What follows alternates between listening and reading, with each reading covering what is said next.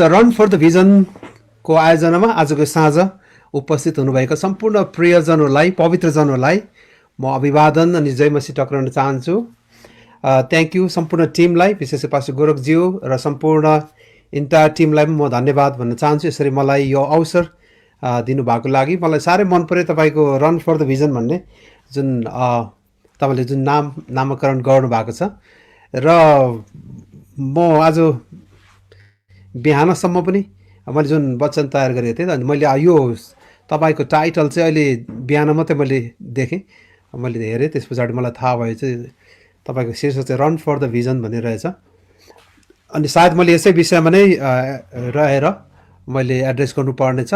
अनि मैले सुरुमा पास्टरसँग कुरा गरेको थिएँ, अनि मैले युथहरू आउनुहुनेछ भन्ने सोचेर उहाँसँग कुराकानीमा परिवारको विषयमा हामी कुरा गरेका थियौँ। तर फेरि हाम्रो सबैजनाको हाम्रो यो मिक्स हाम्रो समुदाय भएको कारणले गर्दाखेरि चाहिँ म आमा बुवा पनि लिडर्सहरू पनि हामी छौँ र धेरैजना जवानहरू हामी यहाँ छौँ, उपस्थित छौँ र सबैजनालाई एड्रेस गर्ने प्रकारले र तपाईँहरूको यो थिम अनुसार नै म तपाईँहरूसँग अहिले बोल्न गइराखेको छु। रन फर द भिजन एउटा दर्शनको लागि दगुरौँ भन्ने जुन तपाईँहरूले थिम राखेर यो टिमलाई तपाईँले अर्गनाइज गर्नुभयो, यहाँहरू सबैलाई म बधाई पनि दिन चाहन्छु। थ्याङ्क यू मलाई यसरी यो साँझ बोल्ने अवसर दिनुभएको लागि। सायद भोलिसम्मको यो सेवाकाई हुनेछ र आउने दासहरूलाई पनि परमेश्वरले प्रयोग गरून्। यसरी विभिन्न ठाउँबाट हामीहरू जोडिएका छौँ। यहाँ सबैलाई वचनमा स्वागत गर्न चाहन्छु र म तपाईँको बिचमा मैले पढ्नुपर्ने खण्ड स्क्रिनमा मैले राखेको छु, सेयर गरेको छु र पहिलो कोरिन्थीको 9 अध्यायको 24 देखि 27सम्म र म तपाईँको बिचमा आज 3वटा मुख्य बुदामा बोल्न गइराखेको छु। आउनुहोस्, यहाँहरू सबैसँग यदि बाइबल छ भने खोल्न सक्नुहुनेछ, यदि छैन भने पनि यहाँहरूले म सँगसँगै स्क्रिनमा पनि पढ्न सक्नुहुनेछ। पहिलो कोरिन्थीको 9 अध्यायको 24 देखि 27सम्म। के तिमीलाई थाहा छैन, दौडमा दगुर्नेहरू सबै दगुर्छन् तर इनाम चाहिँ एउटैले मात्र पाउँछ। तिमीहरू इनाम प्राप्त गर्ने किसिमले दौड। खेलमा भाग लिने खेलाडी सबै थोकमा आत्मसंयमी हुनुपर्छ। तिनीहरू नष्ट भएर जाने मुकुट पाउनलाई यसो गर्दछन्, तर हामी चाहिँ अविनाशी मुकुट पाउनलाई यसो गर्दछौँ। यसकारण लक्ष्य नराखी म दगुर्दिनँ, हावामा मुक्का हान्नेले जस्तै म मुक्का हान्दिनँ, तर म आफ्नो शरीरलाई कठोरता साथ सधाउँछु र यसलाई बसमा राख्दछु, न त अरूलाई प्रचार गरेपछि म आफै चाहिँ अयोग्य ठहरिनेछु। आमेन। हामी सबैलाई परमेश्वरले वचनमा आशिष दिउँ। आजको थिम मैले तपाईँहरूसँग जुन थिम तपाईँले राख्नु भएको छ त्यसैसँग सान्दर्भिक रहेर म तपाईँसँग बोल्न गइराखेको छु। यहाँहरू सबैलाई वचनमा स्वागत गर्न चाहन्छु। यो पावलको यस पत्रबाट मैले तपाईँहरूको बिचमा विशेष गरी 3वटा कुराहरू राख्न गइराखेको छु। पहिलो कुरा चाहिँ पावलले आजको यस खण्डमा कोरिन्थीको मण्डलीलाई लेख्दछन् कि जीवन चाहिँ एउटा दौड हो। Life is a race. जीवन एउटा दौड हो। दौडको विषयमा तपाईँले थुप्रै खण्डहरूमा पनि पाउनुहुनेछ। हामीले जुन दिन प्रभु यीशु ख्रीष्टलाई विश्वास गऱ्यौँ, हामीले एउटा भिन्नै दौडमा हामीहरू सहभागी भएका छौँ। अनि त्यो दौडमा हामीले पुरा गर्नको निम्ति परमेश्वरले हामीलाई आह्वान पनि गर्नुहुन्छ। यसकारण तपाईँ र मेरो जीवन चाहिँ एउटा दौडमा हामीहरू लागेका छौँ। अनि पावलले चाहिँ विशेष गरी अब कोरिन्थीको मण्डली तपाईँलाई थाहा छ, अहिले त्यो बेलाको ग्रिस जहाँबाट ओलम्पिक सुरु भएको थियो, लगभग 700 ख्रिस्टाब्दभन्दा पनि अगाडिबाटै ओलम्पिक सुरु भएको थियो। तर पछिल्लोचोटि मोडर्न डेजमा हेर्दाखेरि चाहिँ मेरो विचारमा 1986-87 सालतिर मेरो विचारमा 1896तिर मन लाग्दैछ फेरि ओलम्पिकलाई रिभाइभ गरेर संसारभरि ओलम्पिक गेम सुरु भएको छ। संसारको एउटा खेलको सुरुवात गरिएको बहुमूल्य स्थान जहाँ पावल कोरिन्थीमा छन् अनि पावलले त्यहाँको मण्डलीलाई बुझाउनको लागि चाहिँ त्यही दौडको बारेमा चाहिँ उनले यहाँ लेख्दछन्। आजको यस खण्डमा पहिलो कुरा चाहिँ जीवन एउटा दौड हो। हामीले चाहे पनि नचाहे पनि हामी एउटा दौडमा सहभागी भएका छौँ। अनि बाइबलमा यो दौडलाई बुझाउनको लागि थुप्रै खण्डहरू उद्धृत गरेका छन्। अनि हिब्रूको 12देखि 1 र 2 पदमा पनि हिब्रूको लेखकले भन्दछ, यसकारण यतिका साक्षीहरूको ठुलो बादलले हामीलाई घेरिराखेको हुनाले हर किसिमको बोझ र हामीलाई सजिलैसित अल्झाउने पापलाई पन्साएर हाम्रो सामुन्ने राखिदिएको दौडलाई हामी दौडौँ। हाम्रो सामुन्ने राखिएको दौडलाई धैर्यताको साथ दौडौँ। अनि त्यस पछाडि चाहिँ तल आएर हिब्रूको लेखकले भन्छ 3 पदमा, पापीहरूलाई उहाँको विरुद्धमा यतिका विवाद सहनुले विचार गर र तिमीहरूको हृदय शिथिल नहो र हरेस नखाऊ। यो दौडलाई पुरा गर्नको लागि तपाईँ र मलाई परमेश्वरले आह्वान गर्नुहुन्छ। अनि हिब्रूको लेखकले भन्छन् हाम्रो सामुन्ने राखिदिएको हाम्रो दौडलाई हामीहरू पुरा गर्न सकौँ। यसका प्रियहरू, हामीले यो दौडमा हामी सहभागी भएका छौँ अनि यो दौडलाई हामीले दगुर्नै पर्छ। अनि यो दगुर्नको निम्ति मात्र होइन, तर यो आजको खण्डमा पावलले यसो पनि लेख्दछन्, हामी चाहिँ जित्नको लागि, मुकुट पाउनको निम्ति दगुर्दछौँ। तपाईँले आजको यस खण्डमा हेर्नुभयो भने चाहिँ पावलले त्यो चाहिँ स्पष्टसँग लेखेका छन्। हामी दगुर्ने मात्र होइन, तर पावलले यसो पनि भन्छन्, हामीहरू चाहिँ जित्नको लागि अनि त्यो मुकुट पाउनको लागि हामी दगुर्दछौँ। यस कारण पावल आफैले पनि फिलिपीको मण्डलीलाई त्यही कुरा लेख्दछन् 3 अध्यायमा आएर 13 पदमा। अनि उनले यसरी लेख्दछन्, भाइहरू, मैले पक्रिसकेको छु भने म ठान्दिनँ, तर एउटा काम म गर्दछु कि पछाडिका कुरालाई बिर्सेर अगाडिका कुरातिर जोडसँग लम्कँदै ख्रिस्ट येशूमा परमेश्वरको स्वर्गीय बोलाहाटमा पाइने पुरस्कारको निम्ति म निशानातिर जोडसँग अघि बढ्दछु। तपाईँले याद गर्नु, म जोडसँग अघि बढ्दछु। पावलको एउटा लक्ष्य छ, पावलको दौड, विश्वासको दौडको एउटा लक्ष्यमा उनी दगुर्दछन्। प्रियहरू, हामी लक्ष्य बिना दगुर्नेहरू होइनौँ, तर एउटा इनामको निम्ति, एउटा पुरस्कारको निम्ति हामीहरू दगुर्दछौँ। यसको तपाईँले याद गर्नु, ओलम्पिक गेममा तपाईँले याद गर्नुभयो भने चाहिँ त्यहाँको सम्पूर्ण खेलाडीहरू, म्याराथन दौड तपाईँले हेर्नु भने चाहिँ सबैजना खेलाडीको एउटा अपेक्षा चाहिँ के छ भन्दाखेरि चाहिँ जित्नको लागि नै हो। अनि त्यो इनामको लागि तिनीहरू दगुर्छन्। त्यो बेलाको तपाईँले हेर्नुभयो भने चाहिँ उहिलेको तपाईँले दौडको हेर्नुभयो भने चाहिँ ओलम्पिक गेमको विजेताहरूलाई दिइने कुराहरू चाहिँ तपाईँले याद गर्नुभयो भने चाहिँ त्यो बेला चाहिँ उनीलाई चाहिँ विभिन्न पातले बुनेको एउटा मुकुट विजेतालाई दिइने गरिन्थ्यो। अनि यहाँ तपाईँले आजको यस खण्डमा पावलले जुन कुराहरू यहाँ उल्लेख गरेका छन्, तपाईँले हेर्नुभयो भने चाहिँ बडो स्पष्टसँग पावल यो कुरालाई लेख्दछन्। तिनीहरू चाहिँ नाश हुने कुराको निम्ति मुकुट पाउनको निम्ति दगुर्दछन्, तर हामी चाहिँ नाश नहुने मुकुट पाउनको निम्ति यसो गर्दछौँ। त्यो बेलाको ओलम्पिक गेममा दगुर्नेहरू चाहिँ, त्यो बेलाको खेलाडीहरूले म्याराथन दगुर्ने हो भनौँ अथवा रेस दगुर्नेहरूको लागि, विजेताहरूको लागि चाहिँ जुन पातले बुनेको जुन प्रकारको मुकुट उनीलाई दिइन्थ्यो, त्यो मुकुट चाहिँ अहिले जाने मुकुट थियो, चाहिँ नाश हुने मुकुट थियो। इभन आजको संसारमा मानिसले बनाएको इभन मेटलको जति पनि मानिसले बनाए पनि त्यो पनि नष्ट भइजाने कुराहरू हुन्, तर हामी नाश नहुने एउटा मुकुटको लागि स्वर्गीय पुरस्कारको निम्ति दगुर्दछौँ। पावल पनि त्यो लक्ष्यतिर दगुर्दछन्। यस कारण अहिलेको युगमा हामीहरू सबैले याद गर्नुपर्ने कुरा चाहिँ हाम्रो विश्वासको दौडलाई पुरा गर्नको लागि र एउटा त्यो मुकुट जित्नको लागि परमेश्वरले हामी सबैलाई बोलाहाट पनि दिनुभएको छ। अनि बाइबलमा चाहिँ त्यस विषयमा थुप्रो मुकुटको बारेमा धेरै खण्डहरू हामी यहाँ लेखेको हामी पाउँदछौँ। अनि तपाईँले खोजेर हेर्नुहुन्छ थुप्रै प्रकारका मुकुटको बारेमा बाइबलमा उल्लेख गरिएका छन्। अनि तर पावलले चाहिँ यहाँ भन्छ हामीलाई चाहिँ कहिले नअहिल्याउने मुकुट। तपाईँ पहिलो पत्रुसमा हेऱ्यो भने चाहिँ गोठालोहरूलाई परमेश्वरले जुन महिमाको मुकुट दिने प्रतिज्ञा गर्नुभयो।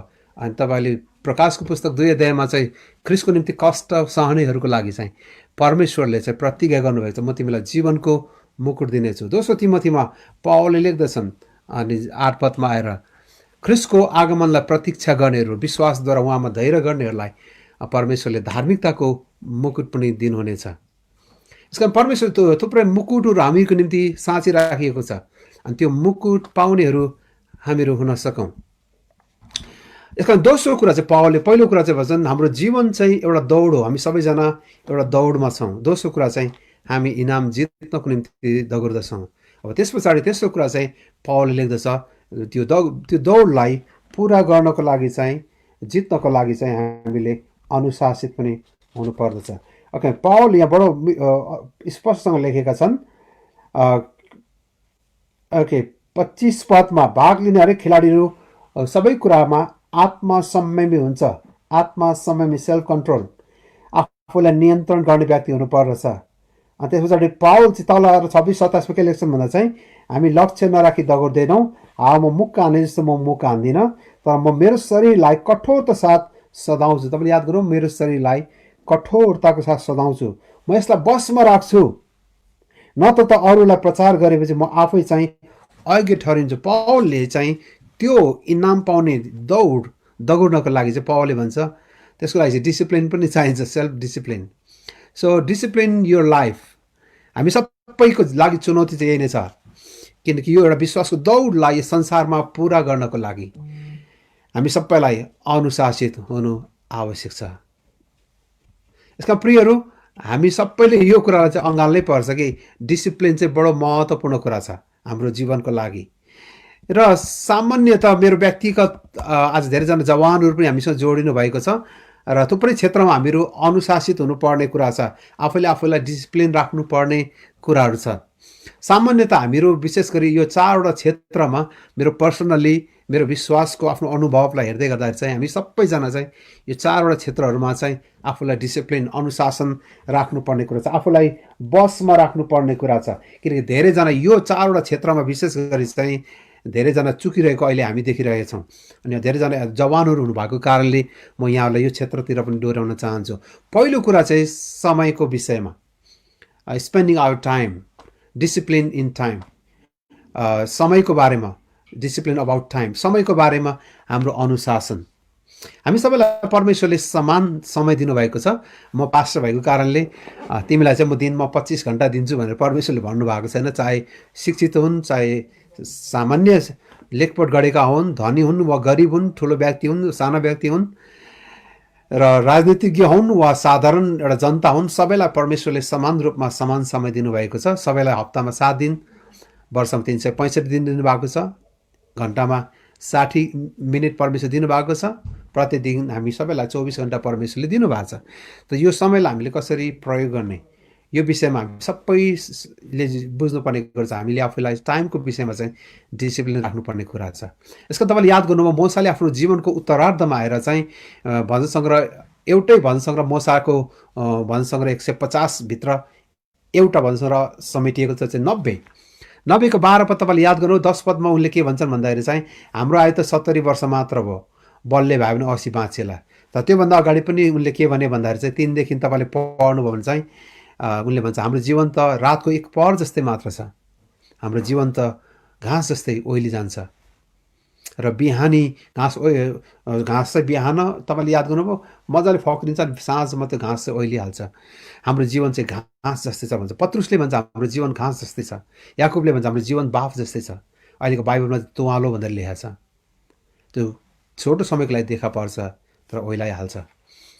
अनि मोसाले चाहिँ जब जीवनको अन्ततिर आए, उनको 40 वर्ष उनले मिस्रमा बिताए र उनको सेकेन्ड 40 इयर्स चाहिँ उनले मिधानमा बिताए, आफ्नो ससुराको गोठालोको रूपमा भेडा बाख्रा हेर्ने काम।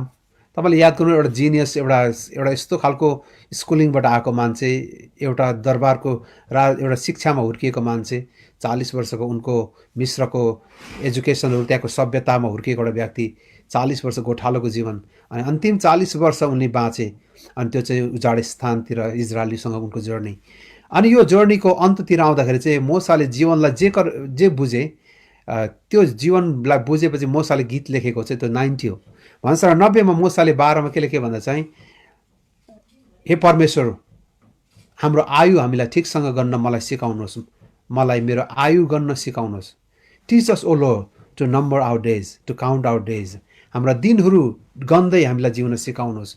मोसाले जीवनको अन्तिममा आएर जीवनलाई बुझे। सायद उनले पहिले जीवनलाई राम्ररी बुझ्न सकेको भए सायद उनको जीवन फरक हुने थियो होला। तर जीवनको अन्तमा आएर उनले भने जति दिन तपाईँले मलाई यस पृथ्वीमा राख्नुहुन्छ, अनि त्यस पछाडि उनले भने तपाईँले मलाई मेरो जीवनका समयहरूलाई ठिकसँग बुझ्न, जिउनलाई तपाईँले मलाई सिकाउनुहोस्। मसँग एउटा कस्तो गहिरो प्रार्थना। तपाईँले प्रस्थानको पुस्तक अन्तिमतिर हेर्नुहुन्छ चाहिँ 33 अध्यायमा आउँदाखेरि चाहिँ उनले भने तपाईँको महिमा मलाई देखाउनुहोस्। मसँग जीवनको सबैभन्दा गहिरो उनको परमेश्वरको प्रार्थना त्यही नै थियो, सो मी योर ग्लोरी, तपाईँको महिमा मलाई देखाउनुहोस्। तपाईँको महिमा हेरेर म मर्न चाहन्छु। जीवनलाई उनले नजिकबाट बुझे, जीवनलाई उनले अर्थपूर्ण भेटाए, तर उनको जीवन चाहिँ अस्ताउन लागिसकेको थियो। अनि परमेश्वर घरमा जान लागेको बेला उनले जीवनलाई बुझे। प्रियहरू, जवान प्रियहरू, तपाईँले आफ्नो समयलाई, जो परमेश्वर तपाईँको जीवनमा दिनुभएको छ, त्यो समयलाई कसरी प्रयोग गर्नुहुन्छ, कसरी तपाईँले आफ्नो समयहरूलाई प्रयोग गर्नुहुन्छ, त्यो चाहिँ महत्त्वपूर्ण कुरा छ। यसका प्रियहरू, हाम्रो समय जो परमेश्वरले हामीलाई दिनुभएको छ, त्यो समयलाई हामीले ठिक प्रकारले प्रयोग गर्न सकौँ। समयको बारेमा चाहिँ 3वटा गलत धारणाहरू पनि छन्। धेरै चाहिँ भन्छ समय एउटा सम्पत्ति हो, धन हो भन्छ होइन, टाइम इज अ ट्रेजर। तर एडब्ल्यू टोजरले भन्छ समय हाम्रो धन होइन। धन भएको भए यसलाई हामीले ब्याङ्कमा राख्न सकिन्थ्यो, ब्याज निकाल्न सकिन्थ्यो, तर समय कहिले पनि मान्छेले ब्याङ्कमा राख्न सक्दैन। तपाईँले कहिले गर्नुहुन्छ ब्याङ्कमा पैसा समय राखेर मेरो 24 घन्टा चाहिँ ब्याङ्कमा राख्नु पऱ्यो, पछि ब्याजसहित चलाउनु पऱ्यो भन्नु मिल्दैन। किनकि समय चाहिँ धन होइन जसलाई हामीले साँची राख्न सक्छौँ। मेरो 200 घन्टा चाहिँ म 10 वर्षपछि चलाउँछु भन्नु मिल्दैन। किनकि समय चाहिँ मानिसले सोचेको समय धन होइन, सम्पत्ति होइन। समय त बगिरहेको छ, हिँडिरहेको छ। त्यो समयलाई हामीले कसरी प्रयोग गर्ने त्यो तपाईँ र मेरो हातमा छ। कसैले भन्छन् समयलाई चाहिँ हामीले खेर फाल्नु हुँदैन भन्ने चलन छ, do not waste your time. तर प्रियहरू, हामीले कुनै मान्छेले समयलाई खेर फाल्न सक्दैन भन्छ। अहिले तपाईँहरू सबैजना यहाँ जोडिनु भएको छ, तपाईँ यहाँ नजोडेको भए यो टाइम तपाईँले काहीँ न काहीँ प्रयोग गर्नुहुन्थ्यो नै हुन्थ्यो। कुनै पनि मान्छेले समयलाई खेर फाल्न सक्दैन, तर त्यो समयलाई कुनै न कुनै ठाउँमा प्रयोग गरि नै राखेको हुन्छ। त्यसले गर्दा चाहिँ प्रिय, nobody can waste their time. तपाईँले आफ्नो समयलाई खेर फाल्न सक्नुहुन्न, तर त्यो समयलाई कुन ठाउँमा प्रयोग गर्ने त्यो चाहिँ तपाईँ र मेरो कुरा हो। यस्तो कुरा चाहिँ धेरैजनाले सिकाएको चाहिँ टाइम म्यानेजमेन्टको कुरा पनि हो, समयको व्यवस्थापन। तर वास्तवमा समयलाई कसैले पनि व्यवस्थापन गर्न सक्दैन, म्यानेज गर्न सक्दैन। तर बाइबलले हामीलाई सिकाएको कुरा चाहिँ टाइम म्यानेजमेन्ट होइन, तर बाइबलले हामीलाई सिकाएको कुरा चाहिँ समयलाई सदुपयोग गर। तपाईँले एफिसीको 5 अध्यायको 15 र 16 पदमा पढ्नु भने चाहिँ के लेख्छ भन्दा चाहिँ तिमीहरू बुद्धिमानी प्रकारले टाइमलाई प्रयोग गर, निर्बुद्धिमानी जस्तो होइन, किन दिन खराब छ। तर समयलाई पुरा सदुपयोग गर। अङ्ग्रेजीमा रिडिमिङ द टाइम भन्छ। जुन समय परमेश्वर तपाईँ र मलाई दिनुभएको छ, नेपालीमा चाहिँ पुरा समयलाई प्रयोग गर। यसका प्रियहरू, जवानहरू, तपाईँ र मेरो जीवनमा कहिले पनि टाइमको विषयमा रिग्रेट गर्ने समय नहोस्। अनि अमेरिकाको पेन्सिल्भेनियामा रिसर्च भयो, 40 वर्ष लगाएर त्यहाँको विशेष गरी वृद्धलाई रिसर्च गरेको थियो। अनि जो चाहिँ आजीवन कारावासमा सजाय भोगेका थिए, उनले गरेको अपराधको कारणले जीवनभर तिनीहरू जेलमा नै मर्नुपर्ने थियो। अनि ती 80 वर्ष पुगेका आमाहरूलाई विशेष गरी सोधिएको प्रश्न के थियो भन्दा चाहिँ तपाईँले फेरि यो जीवन पाएको भए तपाईँ के गर्नुहुने थियो? अनि सबैले आँसुमा भनेका थिए कि यो जीवन फेरि हामीले पाएको भए हामी यसरी जिउने थिएनौँ। तर उनीको निम्ति त्यो अर्को समय उपलब्धता थिएन, किनकि तिनीहरूले आफ्नो जीवन जेलमा नै मर्नुपर्ने थियो, किनकि उनीहरूले आजीवन कारावासको सजाय भोगिरहेका थिए। प्रियहरू, एउटा यस्तो समय नआओस् कि हामीले जिन्दगीलाई, हाम्रो जीवनलाई पछि फर्केर हेर्दाखेरि हामीले रिग्रेट गर्नुपर्ने समयहरू छ। त्यस्तो नभएको होस्। यसका जवानहरू अनि परमेश्वरका प्रियजनहरू, परमेश्वरले जुन टाइमहरू तपाईँ र मेरो जीवनको लागि दिनुभएको छ, त्यसलाई हामीले पुरा सदुपयोग गर्न सकौँ। यसका 24 आवर्सभित्र हामी के गर्छौँ? हामीले कति समय परमेश्वरसँग बिताएका छौँ, कति समय बाइबल पढ्छौँ, कति चाहिँ प्रार्थना गर्छौँ, कति समय हामी सङ्गतिमा बिताउँछौँ, कति समय हामी उहाँको बारेमा सोच्दछौँ, त्यो विषय तपाईँ मेरो जीवनको लागि महत्त्वपूर्ण कुरा छ। किनकि हामीले एचिभ गर्ने, हामीले प्राप्त गर्ने सबै कुराहरू यदि नष्ट भइजाने कुराहरू छन्, तर उहाँसँगको कुराहरू मात्रै अनन्तसम्म रहने कुराहरू छन्। यसका प्रियहरू, हामीले हाम्रो जीवनलाई राम्ररी बुझ्न सकौँ, हाम्रो समयलाई हामीले राम्ररी बुझ्न सकौँ। रन जेन्सनले के लेखे भन्दाखेरि चाहिँ संसारमा जन्मनेहरू मध्ये 13% मात्रै जिन्दगीलाई चाहिँ बुझेर मर्छन् अरे, जीवनको उद्देश्यलाई बुझेर मर्छन्। तर 87% मान्छेहरू चाहिँ जीवनमा म किन आएँ थाहा नै नपाई चिहानमा जान्छ भन्छ। 87% मान्छेहरू चाहिँ म यो संसारमा किन आएँ थाहा नै नपाई चिहानमा जान्छन्। हामी ती 87% भिडहरूमा नहौँ जसले जीवनमा संसारमा किन आए जीवनलाई नबुझिकन मर्दछन्। परमेश्वरले हामीलाई दिनुभएको समयलाई, यो जीवनलाई हामीले नबुझिकन मर्नु कति दुखान्त कुरा हो, कति दुःखको कुरा हो। यसका प्रियहरू, परमेश्वरले हामीलाई कति समय दिनुभएको छ मलाई पनि थाहा छैन, म कति लामो बाँच्छु भन्ने कुरा, किनकि उहाँको टाइम बिना हामी कोही पनि यस संसारमा मर्दैनौँ। कतिले भन्छ त्यो अकालमा मऱ्यो भन्छ, त्यो चाहिँ मानिसको भनाइ मात्रै हो। कोही पनि अकालमा मर्दैन। परमेश्वरको टाइम तपाईँ मेरो जीवनको लागि परमेश्वर राखिदिनु भएको छ, त्यो समय हामीले पुरा सदुपयोग गर्न सकौँ।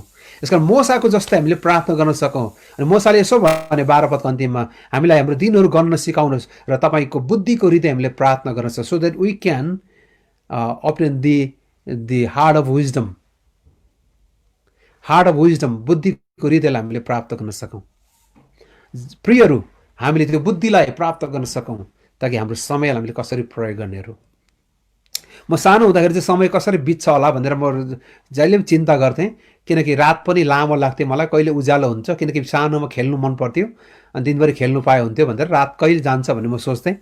अनि रात सुत्दाखेरि पनि हामी राति नै उठ्थ्यौँ, अनि यो रात कहिले उज्यालो हुन्छ जस्तो लाग्थ्यो। अनि त्यसमा दिनभरि बस्थ्यो, दिनभरिको काम परिश्रम खेती किसानले गर्दाखेरि चाहिँ रात परे पो हुन्थ्यो, सुत्नु पाए हुन्थ्यो, आरामको लागि इच्छा गर्थेँ। र मेरो समयहरू चाहिँ बाल्यकालमा त्यस्तै थियो, जिन्दगी कति लामो रहेछ भन्ने खालको कुराहरू लाग्थ्यो। तर अहिले आएर मेरो 47 वर्षको मेरो जर्नीभित्र हेर्दै गर्दाखेरि चाहिँ मैले जीवनलाई अहिले बुझ्दैछु। अनि अहिले चाहिँ समय कति छिटो बिते जस्तो लाग्छ मलाई। समय नबिते पनि हुन्छ जस्तो लाग्छ, तर टाइम चाहिँ दगुरिरहेको छ। इभन तपाईँले सेकेन्डलाई पनि हेर्नु भने अहिले सेकेन्डलाई डिभाइड गर्छ साइन्सले, होइन? अनि सेकेन्डलाई हेर्नुभयो भने चाहिँ कति छिटो कुदिरहेको छ हाम्रो टाइमहरू। र तपाईँले सायद नसोचेको समयमा तपाईँ आफै पनि वृद्ध हुँदै जाँदै हुनुहुन्छ, तपाईँ र हाम्रो समयहरू चाहिँ बगिरहेका छन्। कतिजना तपाईँ वृद्ध पनि यहाँ हुनुहुन्छ होला सायद, आमा बुवाहरू। तपाईँको समय वृद्ध अवस्था आउँदै गर्दा तपाईँ निराश हुनुपर्ने कुरा छैन। यस संसारको तपाईँ र मेरो टाइमहरू चाहिँ सकिँदैछ, तर अनन्तको निम्ति परमेश्वर तोक्नुभएको समयहरू चाहिँ हाम्रो लागि नजिक नजिक आइरहेको छ। यस संसारको समयहरू सकिँदै गर्दा अनन्तताको समयहरूको नजिकतिर हामीहरू पुगिराखेका छौँ। यसका हामी निराश हुनुपर्ने कुनै कुरा छैन, किनकि हामी अनन्तता उहाँसँग बिताउँदछौँ। यसका प्रियहरू, त्यो अनन्तताको पर्सपेक्टिभ दृष्टिकोण बोकेको मान्छे चाहिँ यस संसारमा त्यो झुलेर जिउने जीवन चाहिँ होइन है। जिन्दगी के गर्ने होला भनेर, कसरी काट्ने होला भनेर सोचेर जिउने जीवन चाहिँ होइन है। पहाडतिर घुमेर, होइन, कलबोटमा बसेर सुशीला मारेर बस्ने जीवन होइन। तर हामी एउटा जीवनलाई हामीले परमेश्वरको उद्देश्यको निम्ति जिउन सकौँ, कसरी जिन्दगी काट्ने होला भन्ने त्यो सोचमा जिउने कुराहरू होइन, किनकि हामीले जीवनको एउटा अर्थ नयाँ पर्सपेक्टिभहरूमा हामीले दृष्टिकोणहरू पाएका छौँ। यसका प्रियहरू, अन्तिम कुरा चाहिँ समय परमेश्वरको वरदान हो। यसकारण त्यो वरदानलाई हामीले प्रयोग गर्न सकौँ। It is a gift of God. Time is a gift of God. परमेश्वरको वरदान हो तपाईँ मेरो जीवनको लागि। यसकारण हामीलाई परमेश्वर दिनुभएको यो जिन्दगीको यो ठाउँलाई हामीले याद गर्दै गर्दा चाहिँ हामीले याद गर्नुपर्ने कुरा चाहिँ हामीले आफ्नो टाइमलाई ठिकसँग सदुपयोग गर्न सकौँ। यसकारण पहिलो कुरा चाहिँ यो क्षेत्रमा हामीहरू डिसिप्लिन हुन सकौँ है, किनकि हाम्रो जीवनहरू चाहिँ बितिरहेछ। यसको म यहाँलाई आग्रह गर्न चाहन्छु, हाम्रो टाइमलाई हामीले ठिक प्रकारले सदुपयोग गर्न सकौँ। त्यस पछाडि चाहिँ दोस्रो क्षेत्रमा चाहिँ हामीले याद आफैले आफूलाई डिसिप्लिन गर्नुपर्ने, अनुशासित गर्नुपर्ने कुरा चाहिँ हाम्रो सम्पत्तिमा, हाम्रो फाइनेन्सियल क्षेत्रमा पनि हो। रिसर्चले के देखाउँछ भन्दा चाहिँ 1992मा रिसर्च गरिएको थियो। त्यो बेला चाहिँ सेफर वाचम्यान वेबसाइटमा तपाईँले बार्ना रिसर्च ग्रुपले गरेको अध्ययनमा हेर्नु, इभन क्रिस्चियन लिडर्सहरू पनि पैसाको विषयमा धेरै चिन्तित भएको, द्वन्द्व भएको कुराहरू छ। परिवारमा आर्थिक विषयमा थुप्रै झगडाहरू, समस्याहरू आएको छ। अब वेस्टर्न कन्ट्रीमा गरेको रिसर्च हेऱ्यो भने त प्रायः जस्तो परिवारमा झगडा हुने मुख्य कारण नै पैसाको विषयमा नै हो। यसको पैसाको विषयमा हामीसँग राइट एटिच्युड हुनुपर्ने हुन्छ। त्यसलाई चाहिँ हामीले राम्ररी डिसिप्लिन गर्न सकेन भने, अनुशासित गर्न सकेन भने त्यसले हाम्रो जीवनलाई चाहिँ ध्वस्त बनाउनेछ। यसको पाउल फ्रिजले यसरी लेख्छन्, मत्ती, मर्कुस र लुकाको हरेक 6वटा पदहरूमध्ये एउटा पद पैसाको विषयमा लेखिएका छन्। हवा डेटनले भनेका छन्, येशूले सिकाउनु भएको, सुसमाचारमा सिकाउनु भएको 38वटा उखानमध्ये 16वटा भन्दा बढी येशूले पैसाको बारेमा सिकाउनु भयो। बाइबलमा 500वटा पद प्रार्थनाको विषयमा छन्। 500 भन्दा केही कम उहाँले विश्वासको बारेमा सिकाउनु भयो। तर 2350वटा पद बाइबलमा पैसाको विषयमा उहाँले सिकाउनु भयो। किन उहाँले यति धेरै आर्थिक विषयमा सिकाउनु भयो? यो आर्थिक कुराहरूमा उहाँका जनहरू एक दिन लड्नेछन्। यसका प्रियहरू, अहिले तपाईँले हेर्नु संसारको, तपाईँले युट्युब हेर्नु, संसारको सबै, इभन संसारको मान्छेहरू मात्र होइन, संसारको मान्छे त गणनै गर्न सक्दैनौँ। अहिले नेपालकै कुरा गर्ने भने पनि त्यो राजनीतिक फिल्ड मात्रै होइन, तर धेरैजना परमेश्वर जनहरू पनि यो क्षेत्रमा लडेका छन्। किनभने पैसाप्रतिको हाम्रो डिसिप्लिन नभएको कारणले, पैसाप्रतिको लोभले।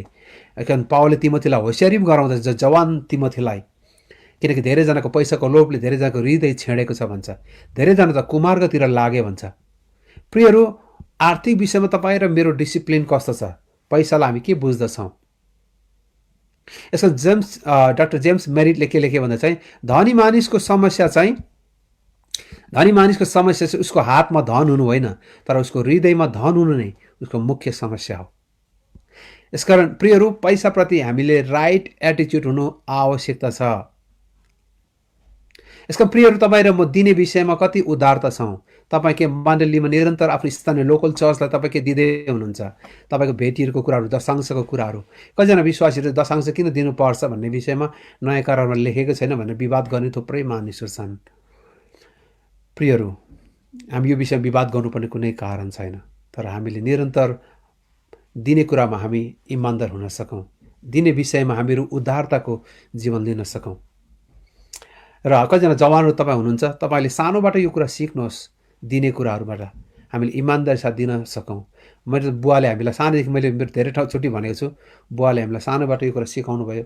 इभन हामीले चर्चमा त्यो बेला त 1 रुपियाँ लाने भन्ने कुरा, नोट लाने भन्ने कुरा ठुलो पैसा थियो। त जति पनि बुवाले दिनुहुन्थ्यो, हामीले लुगालाई आइरन गर्दाखेरि त्यो पैसालाई पनि हामी आइरन गर्थ्यौँ, किनकि परमेश्वरलाई दिने चाहिँ महत्त्वपूर्ण कुरा हो भन्ने कुरा। अर्बपति जोन डी रकफेलरको नाम सुन्नुभएको होला। उनले थुप्रै हस्पिटलहरू बनाए, थुप्रै सङ्घ संस्थालाई उनले आर्थिक सहायता गरे। र अर्बपति जोन डी रकफेलरले आफ्नो नाति डेभिड रकफेलरलाई उनको बाल्यकालदेखि नै दिने कुरा सिकाए। र उनको नाति डेभिड रकफेलरलाई चाहिँ उनको बुवाले चाहिँ, उनको हजुरबुवाले चाहिँ 50 सेन्ट चाहिँ प्रत्येक दिन खाजा खाने पैसा दिन्थे। तर उनको नाति, त्यो सानो स्कुल जाने नातिले पनि त्यो बाजेले दिएको 50 सेन्टबाट 5 सेन्ट चाहिँ परमेश्वरको निम्ति दशांश छुट्याउने गर्दथे। र डेभिड रकफेलरले सानैबाट यो कुरा सिके। यसका प्रियहरू, हामीले दिने कुराहरूमा हामीले सानैदेखि सिक्नुपर्ने कुराहरू छ। मण्डलीमा दिने कुराहरूमा, हाम्रो चाहे भेटी होस्, चाहे दशांश होस्, चाहे हामीले मिसनको लागि दिने कुराहरू होस्, हामीले सानैदेखि यो कुराहरू सिक्न सकौँ। आज लिटोरेन्स भन्ने व्यक्ति, जसले चाहिँ यो माटो पन्साउने, अहिले भन्नु स्काइभेटर भनौँ, माटो पन्साउने मेसिन उनले पत्ता लगाए र उनले आफ्नो आएको धेरै जसो पैसा उनले परमेश्वरको सेवाकाईको निम्ति दिए। र उनलाई एक दिन टेलिभिजनमा सोधेको थियो, तपाईँले कसरी यति धेरै पैसाहरू दिन सक्नुभयो परमेश्वर राज्यको लागि? उनले भनेको थिए, मैले मेरो धनलाई कोदालोले चाहिँ पन्साएँ, तर त्यसको साटोमा उहाँले मलाई फर्काइदिनु भयो, तर उहाँको फर्काउने कोदालो मेरोभन्दा ठुलो थियो भनिकन उनले भनेको थिए। प्रियहरू, परमेश्वरको राज्यको लागि हामी दिन सकौँ, हामी दिने व्यक्तिहरू हुन सकौँ। यसमा पैसा दिने कुराले चाहिँ जहिले पनि हाम्रो मनमा लोभ छैन भन्ने कुरालाई स्पष्ट गर्दछ। जब हामी दशांश भेटीको कुराहरूमा पनि वाद विवाद गर्छौँ, यो कुराले स्पष्ट गर्छ हामी पैसाको विषयमा इमान्दार छैनौँ। यसका प्रियहरू, आर्थिक विषयमा हामी सन्तुष्ट रहनु आवश्यक छ। पहिलो कुरा चाहिँ यसको पावलले फिलिपीको मण्डलीलाई के लेख्छन् भन्दाखेरि चाहिँ, कसरी होचिन कसरी बढ्न म जान्दछु, परिपूर्णतामा होस् वा भोक प्यासमा होस्, प्रशस्ततामा होस् वा अभावमा होस्, सबै परिस्थितिमा सन्तुष्ट रहने रहस्य मैले सिकेको छु। जसले मलाई शक्ति दिनुहुन्छ उहाँमा नै म सब कुरा गर्न सक्छु। यो पदलाई हामी धेरैचोटि मिसकोट गर्छौँ होइन, जसले मलाई शक्ति दिनुहुन्छ उहाँमा म सबै कुरा गर्न सक्छु। पावल यहाँ विशेष गरी यो पद चाहिँ, जुन शक्ति मलाई दिनुहुन्छ म उहाँमा यो कुरा गर्न सक्छु भन्ने कारण चाहिँ के भन्दा चाहिँ पैसाको विषयमा। पावलको जीवनमा थुप्रै अभावहरू पनि बाटो भएर गए उनले, प्रशस्तता पनि उनलाई थाहा छ, अभाव पनि थाहा छ, तर पावलले भन्छ त्यो बेला पनि म जिउन सक्छु, म सन्तुष्ट रहन सक्छु, किनकि उहाँले मलाई शक्ति दिनुहुन्छ। यसको यो सन्तुष्ट रहने रहस्य मैले सिकेको छु भन्छ। अङ्ग्रेजीमा चाहिँ I have learn to be content. सन्तुष्टता चाहिँ सिक्ने कुरा हो। यसका प्रियहरू, तपाईँहरू मेरो जीवनमा त्यो सन्तुष्टता पनि हुन सकोस्। हामीसँग कति छ भन्ने कुराले हामी सन्तुष्टि कहिले मापन गर्दैन, तर हामी परमेश्वरसँग हाम्रो सम्बन्धबाट सन्तुष्टता पनि आउने कुरा हो। अनि त्यो कुरा चाहिँ हामीले सिक्नुपर्ने कुरा छ। यसकारण प्रियहरू, हामीले अहिलेबाट सन्तुष्टितालाई पनि, त्यो कन्टेन्टमेन्टलाई चाहिँ हामीले जहिले पनि पक्रिराख्नुपर्छ। न त यही कुराबाट धेरैजना चाहिँ असन्तुष्ट भएको कारण जीवनमा परमेश्वर दिनुभएको आशिषहरू हामी सन्तुष्ट हुँदैनौँ। यसको हामी त्यो गीत गाउँछौँ होइन, आशिष गन गन एकाएक, आशिष गन हेर छन् कति, आशिष गन छक्क पर्नेछ प्रभुले तिमीलाई कति धेरै दिनुभयो। तपाईँले मेरो जीवनमा परमेश्वरले यति धेरै आशिष दिनुभयो, हामी त्यो आशिष गन्दैनौँ। अनि हामी सानो सानो कुराहरूमा पनि आर्थिक विषयमा हामी जहिले पनि गनगन गर्दछौँ।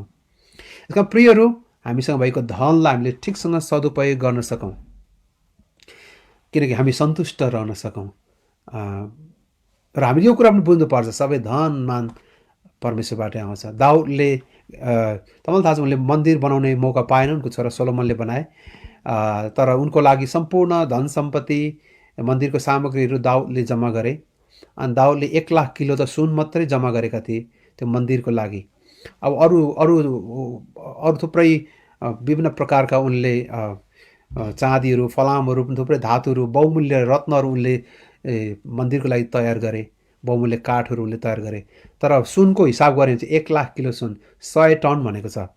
उनले 100 टन सुन अथवा 1,00,000 किलो। नेपालमा 30 किलो सुनले नेपाल देश हल्लायो होइन। तपाईँ कल्पना 1,00,000 किलो सुन भनेको कम्ती होइन। त्यो त्यति सुन दिएपछि पहिलो सामुएलको 29 अध्यायमा दाउदले के लेख्यो भन्दा चाहिँ, म को हुँ र म परमेश्वरलाई तपाईँलाई दिन सक्छु। हामी को हौँ र तपाईँलाई दिन सक्छौँ। अनि यो त तपाईँले दिनुभएको थोकबाट हामीले तपाईँलाई दिएका छौँ। अनि किनकि सबै धनमान परमेश्वरबाट आउँछ। 12 पदमा हेर्नुहोस् त दाउदको कस्तो गहिरो दृष्टिकोण, परमेश्वरलाई कति नजिकबाट चिनेको मान्छे। किनकि सबै धन मान परमेश्वरबाट आउँछ। जवानहरू, परमेश्वरले भविष्यमा तपाईँलाई सफल बनाउनुहुन्छ। आर्थिक क्षेत्रमा तपाईँ धेरै असल बिजनेसम्यान हुन सक्नुहुन्छ होला। थुप्रै हाम्रो जवानहरू मण्डलीमा थुप्रै आर्थिक क्षेत्रमा उन्नति गर्ने व्यक्तिहरू हुनुपर्छ भन्ने हाम्रो इच्छा छ। त्यस्तो जवानहरू निस्किनु पर्छ। तर एउटा कुरा चाहिँ, धनी भएर पनि लोभी चाहिँ हुने होइन, तर हामी आर्थिक कुराहरूमा पनि उद्धारताको जीवन हुन सकौँ, दिन सकौँ। मैले कोरिनहरूले नेपालमा धेरै मण्डली बनाउनु भएको छ। मैले एकजना एक दिन मिसनरीलाई सोधेको थिएँ, किन कोरिनहरूले चाहिँ नेपालमा मण्डली बनाउँदैछ भन्दा चाहिँ उनीहरूले चाहिँ के भयो, उहाँको पास्टरले चाहिँ के भन्नु भन्दाखेरि चाहिँ हाम्रो मण्डलीको चाहिँ प्रत्येक विश्वासीले के सोच्छ अरे, मर्नुभन्दा अगाडि म कुनै न कुनै देशमा एउटा मण्डली चाहिँ बनाएर मात्रै मर्छु भन्छ अरे।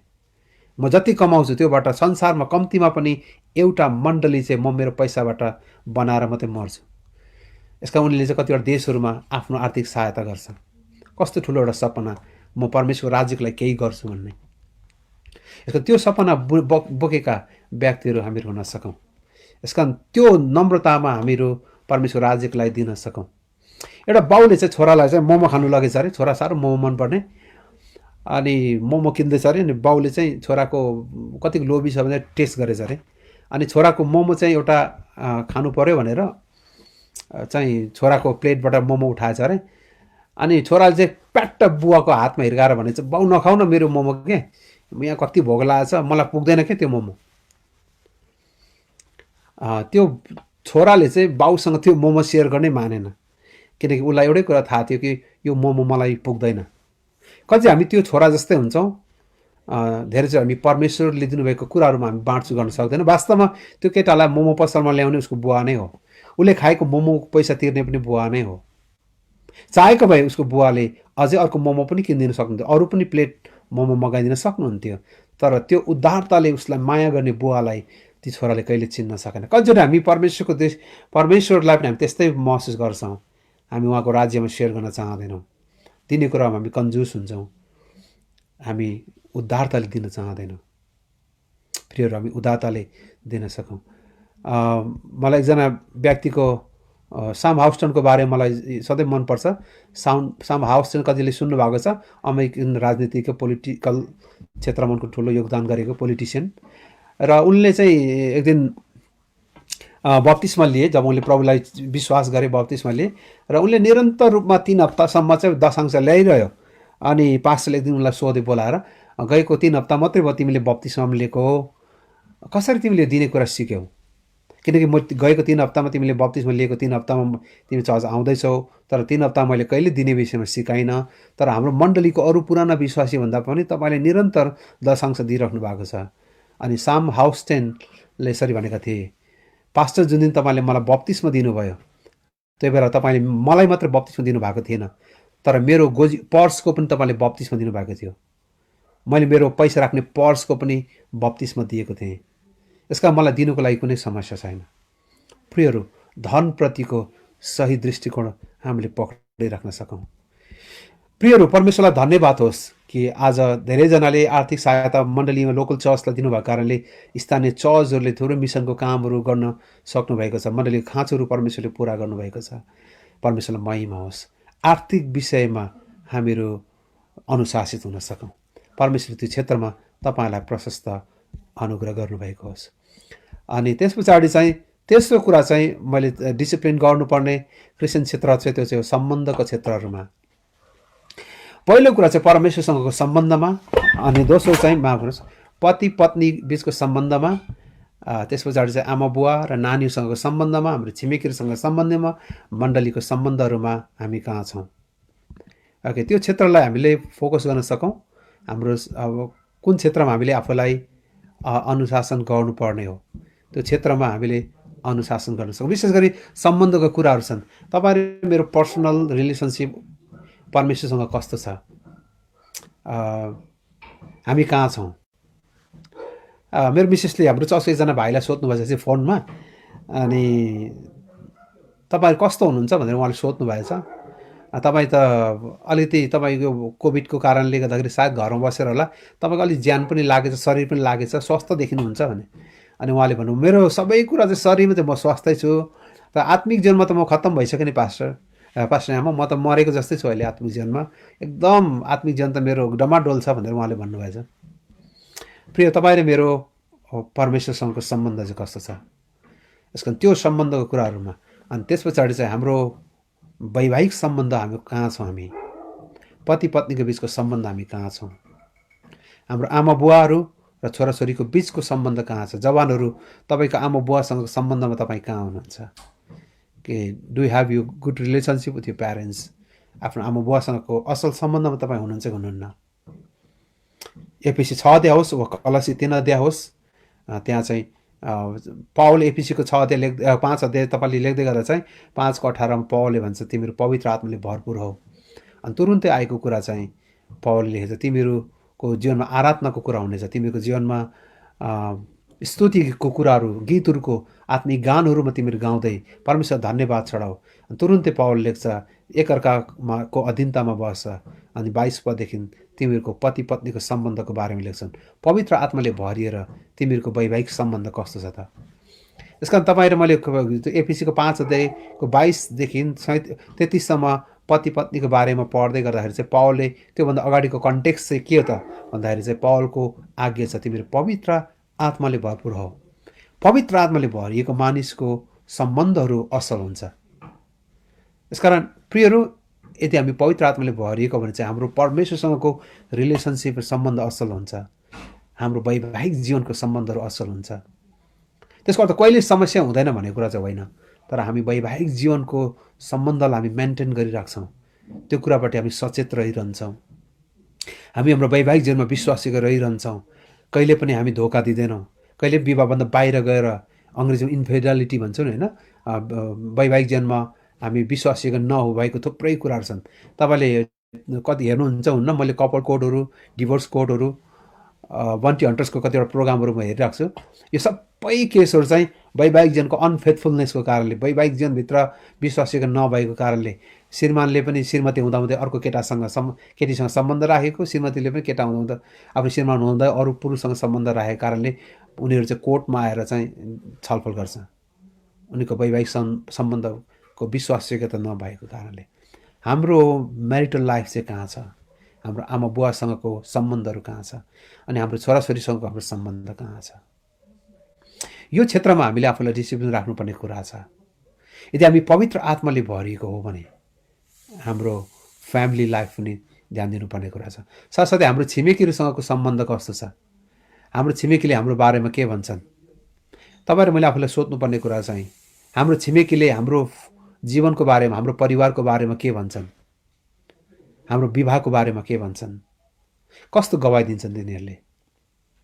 साथसाथै अन्तिम कुरा चाहिँ हाम्रो मण्डलीभित्रको सम्बन्ध कस्तो छ, हाम्रो inside the church, within the church, हाम्रो मण्डलीभित्रको, मण्डली एउटा समाज, एउटा घरभित्रको सम्बन्धहरू कस्तो छ। प्रियहरू, तपाईँको मण्डलीको अन्य विश्वासीसँगको सम्बन्ध कस्तो छ, यो सम्बन्धमा पनि हामी डिसिप्लिन हुन सकौँ। र अन्तिम कुरा भनेर म अन्त गर्छु चाहिँ हाम्रो यौनको क्षेत्रमा पनि, किनकि सम्बन्धभित्रको जब समस्या आउँछ त्यसले हाम्रो यौनलाई पनि प्रभाव पार्छ। यौनलाई पनि हामीले डिसिप्लिन गर्नुपर्ने कुराहरू पनि छन्। यस कारण पहिलो कोरिन्थियस 7 अध्यायमा कसैले आफूलाई बसमा राख्न सक्दैन भने तिनीले विवाह गरून् भन्छ पौलले। अनि कतिजना धेरैजना जवानहरू हुनुहुन्छ, कतिजना विवाहितहरू छौँ। यो यौनको अनुशासन, संयमता भन्ने कुरा जुन छ, आत्मसंयमता, सेल्फ कन्ट्रोल। तपाईँले याद गर्नुभयो पौलले जब वरदानको बारेमा लेख्दछन्, उनले चाहिँ प्रेमद्वारा सुरु गर्छ र अन्तिम वरदान चाहिँ 9वटा फलहरूको बारेमा लेख्दै गर्दा चाहिँ 9वटा फलहरूको बारेमा लेख्दा चाहिँ गलाती 5को 22-23मा अन्तिम चाहिँ स्टार्ट विथ लभ अनि he ends with the self control. अन्तिम कुरा चाहिँ उनले के लेख्यो भन्दा चाहिँ अन्तिम 9औं वरदान चाहिँ संयम भनेर लेखेछ, सेल्फ कन्ट्रोल भनेर। ओके, यो सेल्फ कन्ट्रोलको अभावमा नै धेरै परिवारहरू ध्वस्त भएका छन्। अनि धेरैजना चाहिँ इन्फिडेलिटीको कुराहरू अघि मैले गरेँ, यौनलाई बसमा राख्न नसकेको कारणले। जति पनि बाइबलमा चाहिँ आत्मसंयम भन्ने कुरा छ, मेन गरी चाहिँ पावलले प्रयोग गरेको आत्मसंयमता चाहिँ यौनको विषयमा छ, यौनको बारेमा। यसका तपाईँले याद गर्नुभयो, पहिलो कोरिन्थियस 7 अध्यायमा के लेख्छ? पतिले आफ्नो वैवाहिक हक पत्नीलाई देओस्, किनभने उसको शरीरमाथि उसको पत्नीको हक छ भन्छ। पत्नीले पनि आफ्नो वैवाहिक हक पतिलाई देओस्, किनकि उसको शरीरमाथि उसको पतिको हक छ भन्छ। र तिमीले चाहिँ विशेष कारणले बाहेक पति पत्नी अलग नबस्छ भन्छ, होइन? किनकि यौनको परीक्षाको कारणले शैतानले तिमीलाई के अरे यौनको कुराहरूमा तिमीहरू अलग बस्यो भने चाहिँ उनले भन्छ तिमीलाई शैतानले परीक्षा गर्नेछ। त्यही हो, सेल्फ कन्ट्रोलको अभावमा, यौनको अभावको, यौनको अनुशासनको अथवा आत्मसंयमताको अभावमा शैतानले तिमीलाई परीक्षामा पार्नेछ। यसै कारण पति पत्नीको सल्लाहमा विशेष कारणले बाहेक पति पत्नी अलग नबस्छ भन्ने कारण चाहिँ यही नै हो, किनकि यौनको क्षेत्रमा धेरैजना ध्वस्त भएका छन्। अब अमेरिका र युरोपको पढ्दाखेरि चाहिँ अहिले रिसर्च हेर्दाखेरि चाहिँ लगभग त्यहाँको विवाहितहरूमध्ये 40% चाहिँ विवाहभन्दा बाहिर सम्बन्ध राख्नेहरू छ भन्छ। विवाह गरेकाहरू पनि 40% विवाहितहरू चाहिँ विवाहभन्दा बाहिर पनि गएर यौन सम्बन्ध राख्नेहरू, पुरुषहरू पनि स्त्रीहरू पनि 40% छ भन्छ। त्योभन्दा पनि बढी होला सायद अहिले। त्यो कारणले गर्दा चाहिँ तपाईँ र मैले याद गर्नुपर्ने कुरा चाहिँ यौन परमेश्वरको वरदान भए तापनि यो क्षेत्रहरूमा धेरैजना पतित भइरहेका छन्। अब अहिलेको समाजहरू यति साह्रो ठुलो समस्यामा गुज्रिरहेछ र अहिले प्रिम्यारिटल सेक्सको कुराहरू पनि आइरहेछ, होइन? जवानले विवाह पूर्व नै यौन सम्बन्ध राख्ने कुराहरू अहिले अब अहिलेको नेपालको 2011 भन्दा पछाडिको रिसर्च आएको छैन। 2011कै रिसर्च हेऱ्यो भने पनि प्रत्येक नेपालीहरू 5 जनामध्ये 2 जना जवानहरूले चाहिँ विवाह अगाडि नै यौन सम्बन्ध राखेछ भन्छ। 2011 देखि 2020 9 वर्ष पछाडिको अहिले यदि हेर्ने भने चाहिँ मलाई लाग्छ 60% भन्दा बढी जवानहरूले चाहिँ विवाह पूर्व नै यौन सम्बन्ध राखेको छ। विवाह नगरी यौन सम्बन्ध राख्नेहरू, लिभिङ रिलेसनसिपको कुराहरू, लिभिङ टुगेदर, सबै अहिलेको कन्सेप्टहरू आइरहेछ। एक्स्ट्रा म्यारिटल लभ एफेयरहरू, विवाहभन्दा बाहिर गरी यौन सम्बन्ध राख्ने कुराहरू, इभन विवाहितहरू पनि, यो सबै ठुलो एउटा चुनौती हो। यसको आरसी स्प्रोल भन्ने एकजना पास्टर पनि हुन्, आरसी स्प्रोल थियोलोजियन पनि हुन्, क्रिस्चियन एउटा राम्रो ईश्वर शास्त्री लेखक पनि हुन्। आरसी स्प्रोलले के लेखे भन्दा चाहिँ 21औं शताब्दीमा एउटा ठुलो रेभोल्युसन, एउटा क्रान्ति आउँदैछ, एउटा ठुलो क्रान्ति छिडिएको छ। अनि त्यो क्रान्ति चाहिँ आर्थिक क्रान्ति पनि होइन, त्यो क्रान्ति चाहिँ राजनीतिक क्रान्ति पनि होइन, त्यो क्रान्ति चाहिँ औद्योगिक क्रान्ति पनि होइन, तर यो चाहिँ यौनको क्रान्ति हो।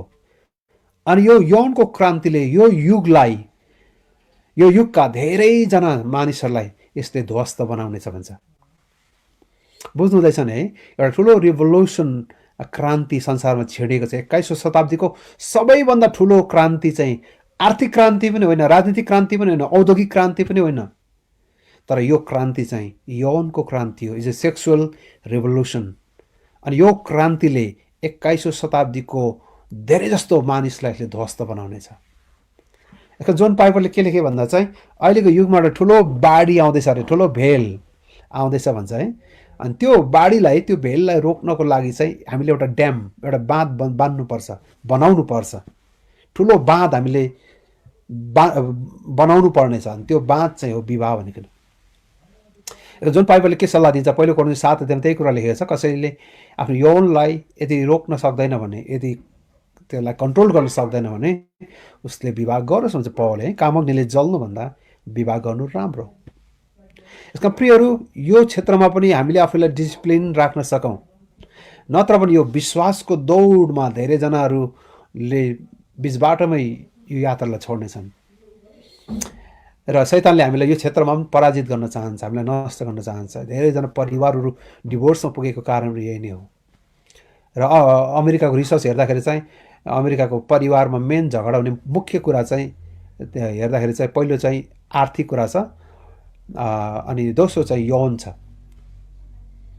अनि अब यो चाहिँ मेरो विचारमा 21औं शताब्दीको नम्बर 1 चाहिँ अब आर्थिक कुरा भन्दा पनि यौनको कुरा हुन्छ। प्रायः सबै डेभलप कन्ट्रीहरूमा पैसाको त्यत्रो ठुलो समस्या छैन, तर मेरो विचारमा अहिलेको नम्बर 1 संसारलाई ध्वस्त गर्ने केही छ भने चाहिँ यौनको क्रान्ति नै हो। यसका यो क्षेत्रमा हामीले आफूले आफूलाई डिसिप्लिन राख्न सकेन भने हाम्रो विश्वासको दौडलाई हामीले पुरा गर्न गाह्रो हुनेछ। यसकारण पनि पावलले भन्छ म मेरो शरीरलाई कुट्दछु भन्छ है, म आफ्नो शरीरलाई काबुमा राख्न चाहन्छु ताकि मैले प्रचार गरेपछि म चाहिँ के मान्छेको अगाडि चाहिँ म चाहिँ एउटा के भन्नु मेरो गवाई चाहिँ नराम्रो प्रस्तुत नहोस् भन्नु खोजेको। म प्रचार चाहिँ गर्छु तर मेरो जीवन चाहिँ त्यो प्रकारले जिइन भने चाहिँ संसारको अगाडि त म त हाँसोको पात्र मात्रै हुन्छु। त्यो कारणले पावलले भन्छ म मेरो शरीरलाई काबुमा राख्छु, म हावामा मुक्का हाने यस्तो हान्दिनँ। आत्मसंयमतालाई उनले त्यहाँ लेख्दछन्। प्रियहरू, त्यो सेल्फ कन्ट्रोललाई हामीले कायम राख्न सकौँ, अनि त्यो चाहिँ विशेष गरी यौनको क्षेत्रमा पनि। यसका प्रियहरू, तपाईँ र म पहिलो कुरा अघि मैले भने हामी सबै एउटा दौडमा छौँ। दोस्रो कुरा चाहिँ हामी त्यो स्वर्गीय पुरस्कारको निम्ति, त्यो मकुटको निम्ति, त्यो जित्नको लागि हामीहरू दगुरौँ। तेस्रो कुरा, हामी त्यो दौडलाई पुरा गर्नलाई, त्यो मुकुटलाई जित्नको लागि हामीहरू अनुशासित हुन सकौँ। किन खेलमा भाग लिने हरेक मानिस अनुशासित हुन्छ भनिकन पावलले लेख्दछन्। प्रियहरू, परमेश्वरले यहाँलाई अनुग्रह गरून्। जवानहरू, हामी यो चारवटै क्षेत्रमा हामीहरूले आफूलाई डिसिप्लिन गर्न सकौँ। मैले भने हाम्रो टाइमको क्षेत्रमा, किनकि हाम्रो टाइमहरू दौडिरहेको छ। यदि एउटा जिन्दगीमा रिग्रेट गर्ने समयहरू, पछुताउनु पर्ने समय नआएको होस् भन्ने मेरो व्यक्तिगत सल्लाह छ। किन यो जीवन छँदै हामीले केही गर्नुपर्छ। किनकि अहिले आएर मैले पनि जीवनलाई बुझेँ, मेरो टाइमहरूलाई, अनि अहिले आएर चाहिँ मेरो समय कति छिटो दगुरिरहेको जस्तो लाग्छ मलाई। मेरो समय कसरी प्रयोग गर्ने, हामीले परमेश्वरको महिमाको लागि कसरी जिउने, त्यो विषय हामी सोच्न सकौँ। दोस्रो कुरा हामीले हेरेका थियौँ त्यो चाहिँ पैसाको विषयमा, फाइनेन्सको विषयमा हामीले आफूलाई डिसिप्लिन राख्न सकौँ। प्रभुको राज्यको लागि हामी ठुलो हृदयले उदारताले हामी दिन सकौँ। तेस्रो कुरा चाहिँ सम्बन्धको विषयमा, हाम्रो परमेश्वरको सम्बन्ध, हाम्रो वैवाहिक सम्बन्ध, पति पत्नी बिचको सम्बन्ध, जवानहरू आमा बुवासँगको तपाईँको सम्बन्ध, अनि आमा बुवा हाम्रो छोराछोरीसँग हाम्रो सम्बन्धहरू, छिमेकीहरूसँगको हाम्रो सम्बन्धहरू, अनि मण्डलीभित्रका हाम्रो सम्बन्धहरूलाई हामीले अनुशासित राख्न सकौँ। अनि त्यस पछाडि चाहिँ हाम्रो अन्तिम चाहिँ यौनको विषयमा हामी अनुशासित हुन सकौँ। परमेश्वरले हामी सबैलाई आशिष दिउन् र विश्वासको यो दौडमा हामीलाई हराउन र पराजित गर्न हाम्रो आत्मिक शत्रुहरू लागि परेका छन्। त्यसले त हामीलाई ध्वस्त बनाउन चाहन्छ। हाम्रो विश्वासको दौडलाई पुरा नगरेको उसले चाहन्छ। तर एउटा उद्देश्य बोकेर हामीहरू निरन्तर हाम्रो दौडमा दौडिराख्न सकौँ। विश्वासको दौडलाई पुरा गर्न हामीहरू अनुशासित हुन सकौँ। पावलले यही कुरा लेखे र पावलले आफ्नो जीवनलाई पनि आफ्नो दौड भनिकन मैले सम्झेँ। अनि त्यो दौडलाई पुरा गर्नको निम्ति उनी लागि परे, आफूलाई डिसिप्लिनमा पनि राखे। अन्तिममा पावलले कसरी पुरा गरे कि गरेनन् त उनको दौडलाई, हामी सबैलाई दोस्रो तिमोथी 4:6-8 पद पढ्दा थाहा हुनेछ। म यहाँ सबैको लागि पढेर अन्त गर्न चाहन्छु।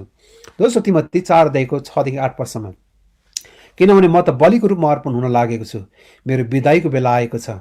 मैले उत्तम लडन त लडेको छु। मैले मेरो दौड सिद्धाएको छु। मैले विश्वासलाई बचाइराखेको छु। अब उपरान्त मेरो निम्ति धार्मिकताको मुकुट राखिएको छ, जो धार्मिकताका न्यायाधीश प्रभुले त्यस दिन मलाई दिनुहुनेछ। मलाई मात्र होइन तर उहाँको आगमन प्रिय मान्नेहरू सबैलाई पनि दिनुहुनेछ। यो पद पढ्दा हामीलाई थाहा हुन्छ पावलले आफ्नो विश्वासको दौडलाई उनले पुरा गरे र आफ्नो विश्वास त उनले बचाइराखे। प्रियहरू, तपाईँ र मलाई पनि जुन दौडमा परमेश्वरले बोलाउनु भएको छ, यो दौडलाई हामीले पनि पुरा गर्न सकौँ। रन फर द भिजन, एउटा उद्देश्य बोकेर हामीहरू यो संसारमा आफ्नो दौडलाई पुरा गरौँ। एउटा उद्देश्यको लागि परमेश्वरले तपाईँ अनि मलाई बोलाउनु भएको छ, अनि त्यो उद्देश्य हामीले पुरा गर्न सकौँ। अनि एक दिन हामीले पनि पावलले जस्तै भन्न सकौँ, मैले मेरो दौड सिद्धाएको छु। अब मेरो निम्ति ख्रिस्टले धार्मिकताको मुकुट राखिदिनु भएको छ। मलाई मात्र होइन तर उहाँको आगमन प्रिय मान्नेहरू सबैलाई परमेश्वरले दिनु नै हुनेछ। परमेश्वरले यहाँहरू सबैजनालाई प्रशस्त आशिष दिनुभएको होस्। Thank you so much. सबैलाई